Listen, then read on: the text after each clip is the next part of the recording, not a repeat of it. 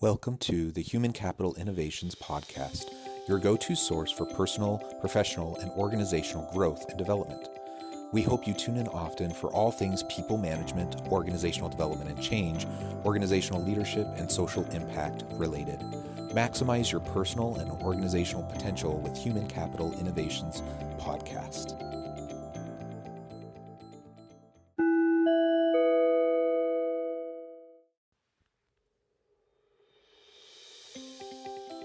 Welcome to the Human Capital Innovations Podcast.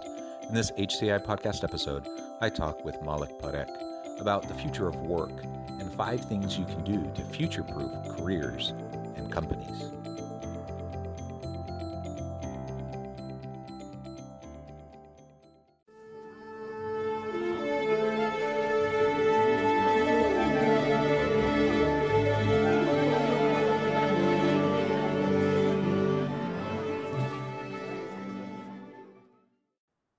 Malik Parek, welcome to the Human Capital Innovations Podcast. Hey, thank you, John, for having me. Thank you so much for joining me. It's morning there on the other side of the world, and it's evening for me here in Utah. I'm excited to discuss with you today something that's just vital, so incredibly important, and that is the future of work. There's so much that can fit under this umbrella. We're going to be focusing on 5 things that we can do to future-proof careers and companies as we move into an uncertain future. As we get started, I wanted to share Malik's bio with everybody. Based in Singapore, Malik is an avid entrepreneur, highly sought after keynote speaker, and best-selling author of Futureproof Your Career and Company. Over the years, with his popular leadership seminars and workshops, he has inspired over 10,000 leaders and prepared them for the increasingly disruptive future. Prior to his entrepreneurial and literary ventures, Malik was an award-winning CEO of global companies such as Inspiro and SPI Global. Under his leadership, these companies won over 100 awards, including Best Company of the Year, Best Employer of the Year, and Best Leadership Team of the Year. He was recognized as the ICT CEO of the Year. Malik holds an international MBA from the Thunderbird School of Global Management. When he's not busy future-proofing leaders, he is busy child-proofing his home for his 2 young daughters. What a wonderful background. Thank you again for joining me. Anything else you would like to share with listeners by way of personal context before we dive on in? No, you covered everything, John. So looking forward to having a good conversation. Great. Well, thank you so much.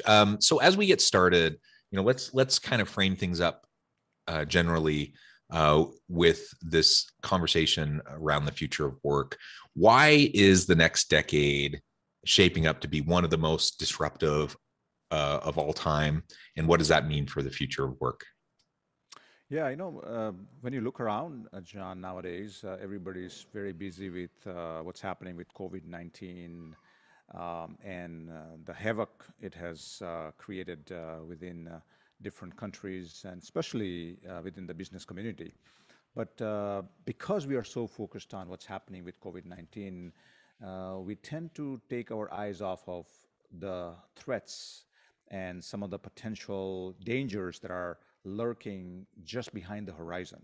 And I'm talking about 3 disruptive forces that are gaining momentum, they are gaining strength, and they're gaining speed. And I'm talking about artificial intelligence. I'm talking about the arrival in large scale of digital natives and the gig economy. According to a recent study done by McKinsey, up to 375 million jobs are at risk because of artificial intelligence and automation over the next 10 years. Digital natives, we tend to kind of, frown upon them. We think that they are the interns or the entry-level employees, but very soon they'll be sitting in positions of power. By 2030, 2/3 of the global workforce will be made up of digital natives such as millennials and Gen Zers. So we better start paying attention to them. And the third thing, the gig economy is very important. Recently there was a study done where they asked the freelancers, the people who made a transition from the traditional employment to the freelancing world, what would it take for them to go back to traditional employment? Would any amount of money bring them back? And they said no, 51%. So clearly, people have started to pay attention to the currency that now we call freedom. And that's becoming more popular. People are more craving of freedom given a chance to choose between money and the freedom. Yeah, absolutely. Autonomy, flexibility is the name of the game, and people don't want to be tied down to a particular geographic location. And increasingly, they don't want to be tied to a particular company. They want, that's why the gig economy is grown, so steadily over time, and just the growth has gone a bit exponential in recent years, and the pandemic has only accelerated this, right? Because Exactly. now more and more people, even those who may not have been comfortable previously with remote work, after a year and a half, they're like, yeah, I really like remote work. and Yeah. so more people are just demanding that they have work from home accommodations, remote work flexibility, and particularly younger millennial and Gen Z workers in the workforce, they really expect this. They expect the flexibility. And if companies aren't willing to offer it, they're going to lose out on a huge swath of the labor force. No, absolutely. There was a study done by Perkbox in the UK recently, and they asked people, what is the number one reason for work-related stress in your life? And you would think that maybe it's overwork. Maybe their bosses are just giving them so much work. It's not. It's actually office politics. So one of the reasons people are shifting to freelancing is because they decide who they work with, which is the primary driver of stress at work. Now they have a choice between which client to work with, which people to work with, and that's so powerful, and it's priceless for most people. Something else to keep in mind about freelancing is that approximately around 36% of the US workforce today is involved in some freelancing. And a lot of the times when we think about freelancing, John, we think of people who are driving Uber, for example, or people who are delivering pizza at home. That's not the case. Almost 45% of the freelancers they are highly trained, highly accomplished professionals in the field of marketing, IT, design, you name it. So the world of freelancing is significantly bigger than what we think it is when we think of that word. Yeah, absolutely. And certainly the Ubers of the world, that's a portion, but we're fooling ourselves if we think that's the majority. And really, when we think about the traditional organization, that's not the threat, right? For XYZ Corporation, they need to be thinking about the gig economy. They need to be thinking about digital natives. They need to be thinking about what it means for them in tapping into the labor that they need to bring value to the marketplace. And if increasingly, if employees, if people either want to work for multiple organizations as a gig worker, as a freelancer, or they just want remote work options and flexibility, companies are going to have to figure out how to meet those demands, meet those needs. Otherwise, again, they'll lose out. And so, and we can't just dismiss it as saying, oh, that's Uber, that's Airbnb, people doing Airbnbs and, all these different types of things. No, like there's platforms like Upwork and so many different places where people can just get connected. You can rent the talent you need. And so, we need to think differently about work. We need to think differently about labor. We need to think differently about how we're going to tap into the skill sets of people out there. And the reality is, in this labor market, it's difficult in the US right now. It's difficult for Yes. companies to find good people. And that was the case, particularly in STEM fields and in tech type of fields. It was already so difficult to attract and retain really good people. Now it's even harder because people recognize that they have leverage in the labor market, and they can pick and choose where they want to go. So we just have to be more adaptive more quickly, so that we can make sure that we're getting good skilled labor. And this also brings up the other point that's related, and that is, how do we can't just always go external to the company to find the skills that we need. We need to proactively think about upskilling and reskilling our current workforce, people that are already in our organization, and preparing them for the future, the competencies and capabilities for the future of work, the new types of jobs, the new types of tasks that they're going to have to be able to perform. No, absolutely. To add to what you just mentioned, one of the things that the companies would need to do is to create a culture of entrepreneurship, right? In the past, employers used to compete with other employers for talent. Now, they're not only competing with other employers next door, they're competing with employers on the other side of the world, but also they're competing with people's innate desire to be an entrepreneur. So, what is the best way to overcome that? The best way to overcome that is to create a culture within your organization that promotes entrepreneurship. So, if people come up with new ideas, let's not, you know, bring it down and say, oh, we tried that before and it didn't work. Oh, no, that's not how we do things here. Instead, create an environment where people can actually come up with new ideas. And if those are good ideas for the companies, then people should be able to manifest them as well. So why, you know, Netflix and Google, for example, or Spotify receive thousands of resumes for every single job post that they have? Because people know that if I work for these companies, I'm not going to be just a number. I'm not just going to be one of the sheep in the herd. I am going to be the one whose voice is going to matter. And if I have ideas, I would be able to manifest it. So if you can create that kind of a culture, that is going to be very, very powerful. Something else that you just briefly talked about, which is how do we upskill and reskill? Look at Amazon and look at AT&T, two great examples. Both of these companies in the last couple of years have announced multi-billion-dollar upskilling and reskilling programs for their employees. Amazon is specifically interested in upskilling and reskilling their warehouse employees because all of it is automated now.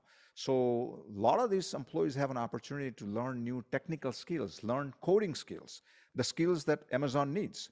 So they are really taking a very strategic approach, which is the reactive approach.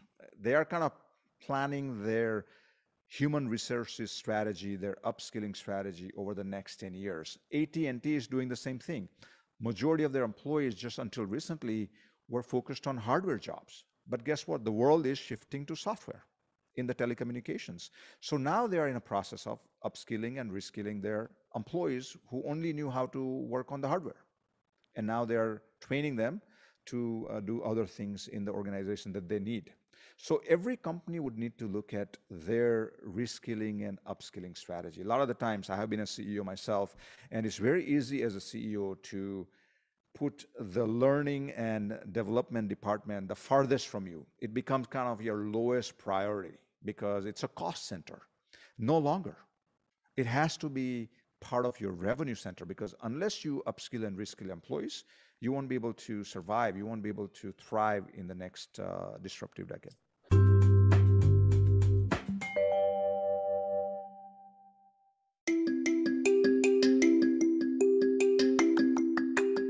I'm excited to announce the publication of my new book from HCI Press, Bluer Than Indigo Leadership: The Journey of Becoming a Truly Remarkable Leader. Early in my adult life, I learned about an Asian proverb that translates as bluer than indigo. If you think about the color indigo, it is a brilliant, deep, and vibrant blue, what some would call the bluest of blues. To have something that is bluer than indigo is rare and truly remarkable. Contrary to popular myth, there is no one-size-fits-all or cookie-cutter approach to effective leadership. There's no silver bullet, no secret sauce, no go-to model that will solve all of our problems. The truth is, great leaders have all had their unique strengths and flaws, and have all had to discover and then pave their own distinctive path in their life's journey to fulfill their leadership potential. Bluer Than Indigo Leadership will help you discover your own path and explore those ordinary, everyday actions that will help you respond to an uncertain future and produce extraordinary results for individuals, teams, and organizations.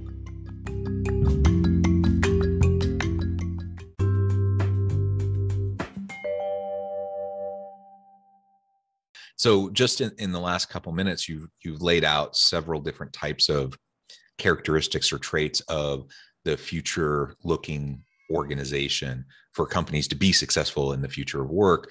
You talked about just this talent development mentality that organizations have to have in order to, so I see that as a growth mindset. Collectively, as an organization, we need to have a growth mindset. We need to recognize that none of us are complacent, none of us are stagnant, none of us have arrived at where we need to be. We all are going to continually develop, reskill, upskill, and develop ourselves. Not only for, even if we stay in our same job, whatever the same job is, or if we end up transitioning into an entirely new type of job.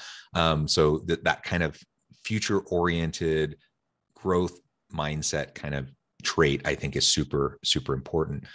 Something else you mentioned was the entrepreneurial spirit within a corporation. And I see that going hand in hand with a growth mindset. I think so often when we talk about psychologically unhealthy organizations, it's synonymous with like squashing any of the entrepreneurial spirit that people might have, right? Because it's top down, it's hierarchical, and instead of giving voice to anyone and everyone with a good idea and giving them opportunities to grow and expand into those cool ideas, they get squashed. And so we need to get past that. We need to flatten the hierarchy. We need to, whether it's like actually flattened in terms of the org chart, or just the mentality, the culture, where everyone is seen as a contributor who, and we value like meaningful contributions. Like it doesn't really matter where you're at in the company. What matters more is that you have great ideas and that you can bring them to implementation. That's going to be required more and more and more.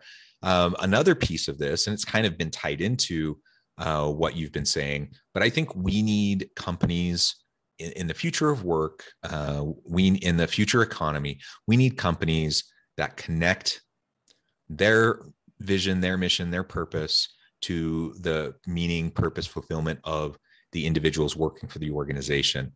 So companies with a strong purpose orientation, I think, are also going to fare much better. Any thoughts on how to do that? How to connect? Particularly I think of younger millennial and Gen Z. Man, we know that they want to make a difference in the world. They want to drive change, and unless we can give them that opportunity within our business, they're either going to go somewhere else or they're going to start their own business or whatever, and we're going to lose out. No, absolutely. Milton Friedman, one of the renowned economists, wrote an article in New York Times in 1971, and he said that the only purpose of a business is to create profit and create value for its shareholder. It doesn't have any social responsibility to the community, to the country, to the world that they are part of. Clearly, at that time, he had not met the millennials and Gen Zers yet. So he was mistaken. And the world is changing, mainly driven by the generational shift that we are looking at in our world today. There were multiple studies done, John, about what are the qualities of a company millennials and Gen Zers look for before selecting which company they work for. And one of the top ones is whether the company has an overarching purpose, whether the company is devoted to making a difference in the world, whether it's for a social cause, whether it's for environmental cause, it doesn't really matter. As long as company is doing more than just minting money, they are really, really focused on that. And there are millennials and there are Gen Zers who would actually take a pay cut to work for a company they feel is more aligned with their values and the purpose they have in their life than the companies that don't exhibit that. And we see that movement quite a bit in the world today. So the key thing is a company has to take a step back and say, gone are the days when we can literally just write one paragraph in our annual report and put a picture of our CEO writing a big, huge check to a charity, and that's pretty much it. And if you ask the company, hey, who is doing your CSR? Well, there are those two people sitting in a cubicle. That's their job. That's the only thing they do. Their job is to focus on the CSR. Well, that doesn't work anymore. The CSR, your corporate social responsibility, has to permeate throughout your organization. And it starts at the very top. It starts at the very top with the board, with the CEO, all the way down to the frontline employees. It has to permeate in every activity do. And a lot of the times, you take companies like, and I give a few examples in my book here. JetBlue, for example. What is the purpose of JetBlue? They want to make the life friendlier both on earth as well as on the ground, because they realize that when people are traveling, they get upset, they get stressed out, and they want to create a friendlier environment. That's their purpose. It's not changing the whole world. It's about making people's life easier when they're traveling. And so their entire culture is built around that. Zappos, what is the purpose of Zappos? Their purpose is to deliver happiness. Think about it. The only thing they do is deliver shoes. Yeah. But they realize that they're not delivering shoes, they're delivering the smiles when they see their customers receiving the packages that they are delivering. So they are delivering happiness. So their entire culture is built around how do we create the culture where our employees are so excited to bring this box of happiness to their customers. So companies have to actually take a step back and say, is there a purpose that aligns with our product or our service that we can all rally behind? That's not only good for the company, but it's also good for the community. Yeah, absolutely. Triple bottom line, CSR. There's a lot of different ways of framing this orientation, but definitely there's been a shift, and the younger workforce in particular demands it. They only want to work for organizations that have that kind of purpose built, permeated throughout the organization. And so we definitely needed to pay attention to that. We've already talked a little bit about entrepreneurial spirit that can help drive innovation. Certainly digital transformation is at the heart of a lot of disruption and a lot of transformation happening within organizations. And so everyone needs to get on the bandwagon and start adapting, or they're going to die. They're really going to fall way behind. As we get into our last few minutes together today and start to wrap things up, paint a picture for us. The journey ahead is turbulent. There's going to be continued disruption. The drivers of change, as you mentioned, are just intensifying. You identified three main drivers of change, but there's a whole bunch, and they're all intensifying. Yeah. And the reality is, most jobs as we know them today, most careers as we know them today, 10 years from now will either not exist or have gone fundamental transformation and look very different, and we'll be doing all sorts of different things. So paint that picture for us a little bit and help us understand, like, what should we look for coming ahead, and then we'll kind of wrap up and think about what we really should do to future-proof our own career. Well, you kind of summarize it really well, John. The two things that companies really need to focus on doing, and in addition to what we just discussed earlier, number one, they have to go through a massive digital transformation. And a lot of the times people think digital transformation is about technology. It's not. Digital transformation is about three primary goals. Number one, how can you improve your customer experience? Number two, how can you improve your employee experience? And number three, do you need to completely revamp or adjust your business model? And I give an example of Domino's Pizza. Domino's Pizza went through a major digital transformation over the last 12 years. I used to live in the US, very close to you, John, in Colorado. And I used to be a fan of Domino's Pizza. One pet peeve I had was there are only two ways to deliver or order pizza back then. Either you call a 1-800 number or you walk into their store and pick up and go home. Now they have given you 15 different ways to order Domino's Pizza, all because of the digital transformation. They have an app for it. You can talk to Alexa, you can talk to Google Home, and that can deliver the pizza for you. What happened to Pizza Hut? Pizza Hut just filed for bankruptcy last year. Why? Because they did not go through this digital transformation, whereas Domino's did. And revenue last year during the pandemic increased by 20%. So digital transformation is a key for any business. And I think every business has to look at the way Domino's did. They said, we are no longer a pizza company. We are a technology company that happens to be in the pizza business. So every industry, every company has to ask the same question. Can we be a technology company that serves in industry A, B, or C? That's number one. And the second thing I think companies need to do is to become innovative by nature. And innovation is not taking your C-suite to the Silicon Valley for a boondoggle trip and then sip wine in the Napa Valley. That's not where the innovation will actually happen. Innovation is about defining what strategy do you want to subscribe to. Are you going for incremental innovation? Are you going for adjacent innovation? Are you going for transformational innovation? And then putting together a strategy to execute it. If you can do those things, then obviously you're ready to embrace the future that's coming ahead of us. Yeah, very well said.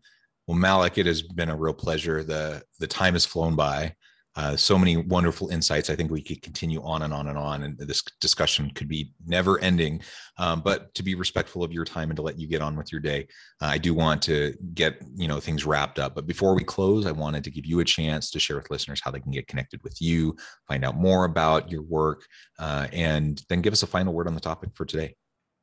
Sure. Well, my book is available on Amazon. It's called Futureproof Your Career and Company. And they can get more information about my other initiatives, other projects at my website, www.maulikparekh.com. And all my social media handles are there. So if they would like to tag along, then I would love to have them tag along with me. Perfect. Thank you so much. Again, I encourage listeners to reach out, get connected, find out more about what Malik can do for you. And as always, I hope everyone can stay healthy and safe, that you can find meaning and purpose at work each and every day. And I hope you all have a great week.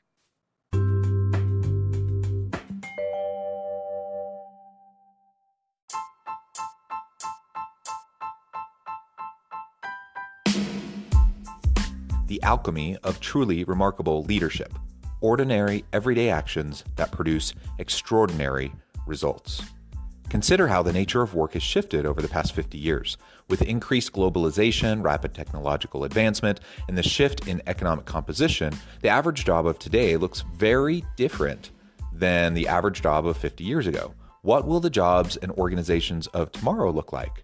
Moreover, what does this all mean for organizational leaders? What are the core competencies and capabilities of organizations and their leadership that are prepared for continued disruption and geopolitical and socioeconomic shifts? Regardless of what the future holds, increasingly, leaders need to be socially minded, data-driven, decisive, champions of talent, and disruptors of the traditional notions of leadership, teams, organizations, and work. The alchemy of truly remarkable leadership will help you to explore your own leadership competencies and capabilities and consider ways to apply and implement them into your workplace and personal life.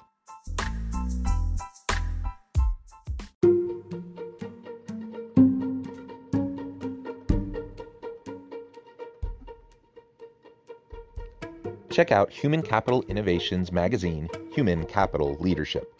Human Capital Leadership is a free, interactive e-magazine with the mission to help individuals, leaders, and organizations find innovative approaches to maximize their human capital potential. We publish issues quarterly in August, November, February, and May. Take a look at the latest issue and let us know what you think.